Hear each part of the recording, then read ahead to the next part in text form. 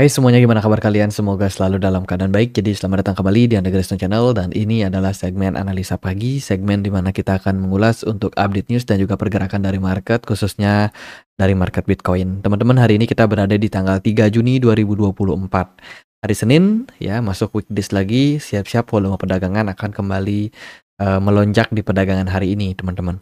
Jadi kita akan langsung bahas ya dari kalender ekonomi. Hari ini akan ada beberapa rilis data. Caixin Manufacturing PMI dari China akan kita dapat datanya di jam 8.45. Kemudian juga ada Eurozone Manufacturing PMI dari Uni Eropa di jam 3 sore nanti. Terus dari Amerika Serikat akan ada data soal Manufacturing Employment, Manufacturing PMI, and Manufacturing Prices di jam 9 malam. Lumayan ada beberapa data yang mungkin cukup penting dan berpotensi untuk membuat market bergejolak, teman-teman. Jadi siap-siap aja, market akan mulai ya mendapatkan inflow dari beberapa pergerakan ya. Termasuk juga kemarin yang mungkin ada yang di hold untuk transaksi ETF mereka di hari Sabtu dan Minggu, ya kemungkinan baru akan dieksekusi di hari Senin.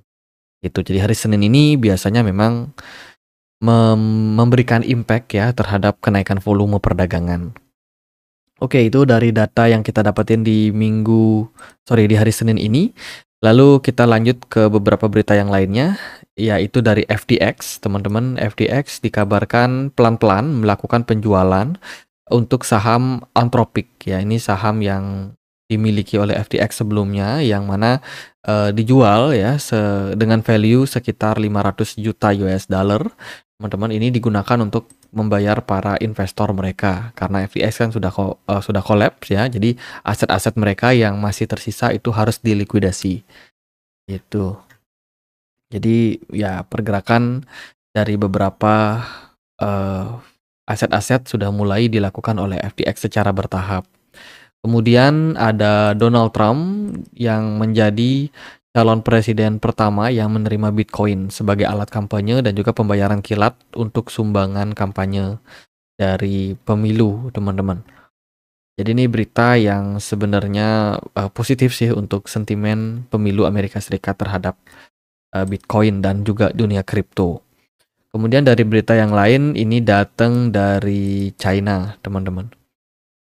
Jadi Komisi Sekuritas Berjangka Hong Kong ya mengeluarkan surat edaran tentang pengaturan transisi untuk manual lisensi VATP dengan sistem perizinan di tanggal 31 Mei 2023 kemarin, yang mana sistem ini berlaku mulai 1 Juni 2023 dan akan tetap masa transisi 1 tahun hingga 1 Juni 2024.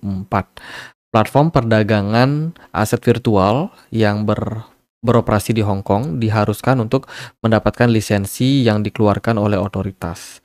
Jadi nggak sembarang ya exchange yang mau memperdagangkan aset mereka di Hong Kong, itu mereka wajib untuk punya license-nya. Ya, ini termasuk juga beberapa hedge fund seperti Panther Trade, kemudian juga DFX Lab, dan juga proyek-proyek itu yang lain yang pengen mencari kesempatan di Hong Kong, itu mereka juga harus berlisensi, berizin di sana.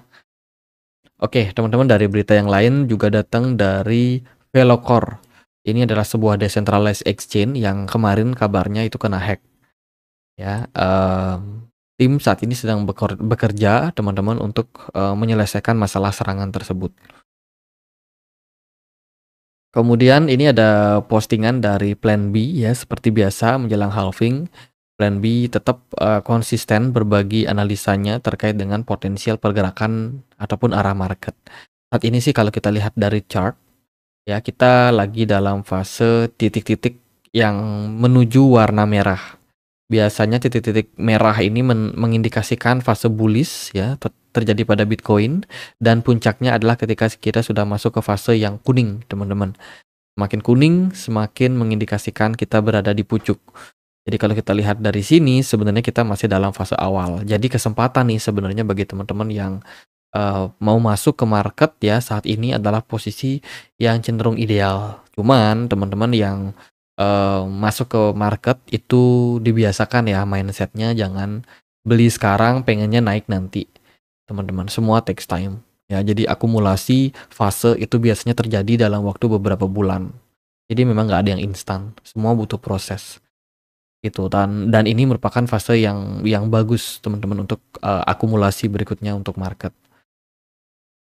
Itu, so don't forget to DCA ya. Kemudian dari berita yang lain datang dari Mantra dan juga Ondo, yang mana Mantra ini terintegrasi dengan Ondo yang menyediakan layanan tokenisasi khususnya untuk beberapa obligasi surat berharga dari Amerika Serikat. Nah, Mantra itu mendapatkan sentimen positif.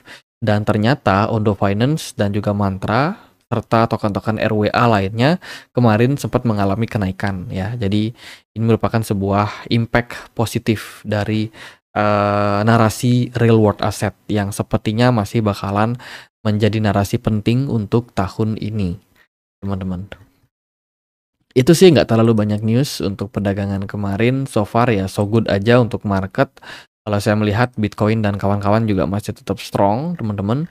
Belum ada gejolak yang menyebabkan market crash ya.